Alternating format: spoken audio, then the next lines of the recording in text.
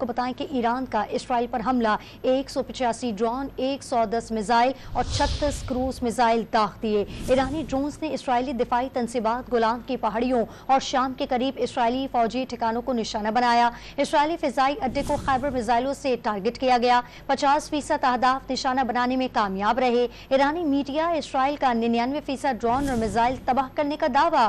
امریکی فورسز نے 70 سے زائد ایرانی ڈرونز اور کم سے کم 3 بیلسٹک میزائل مار گرائے۔